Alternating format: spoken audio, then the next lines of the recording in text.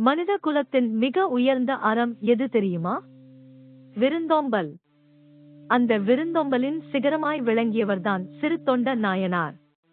பாரம்பரிய நம்பிக்கையின்படி காஞ்சிபுரத்தில் வாழ்ந்த சிறு தொண்டர் சிவனடியார்களுக்கு உணவளிப்பதையே தன் வாழ்வியல் தர்மமாக கொண்டிருந்தார். எத்தனை சிவனடியார்களுக்கும் உணவளித்தாலும் ஒரு நாள் சிவனே அவனின் பக்தியை சோதிக்க எண்ணினார். வயோதிக வேதியர் வடிவம் கொண்டு சிறு தொண்டர் இல்லம் வந்தார்.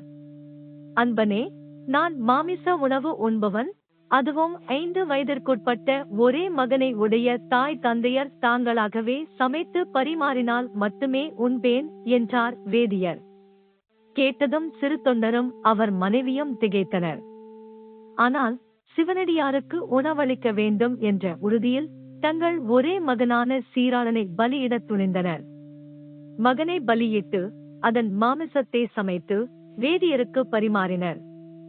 வேதியர் உணவருந்த தொடங்கும் போது, சிறு தொண்டா, உமது மகனை அழைத்து வா, அவனும் வந்து என்னுடன் உணவருந்தட்டும் என்றார். திகைத்து போன சிறு தொண்டர் மனம் நொந்து மகனை அழைத்தார். அற்புதம் நிகழ்ந்தது. பலியிடப்பட்ட சீராளன் உயிருடன் ஓடி வந்தான்.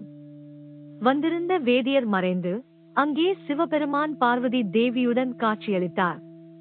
இந்த கதை உணர்த்தும் தர்மம் மகத்தானது. விருந்தினரை இறைவனாக போற்றுங்கள். விருந்தோம்பலில் கடமை தாண்டி அன்பையும் அர்ப்பணிப்பையும் காட்டுங்கள். சிவனருள் என்றும் நம்மை காக்கட்டும்.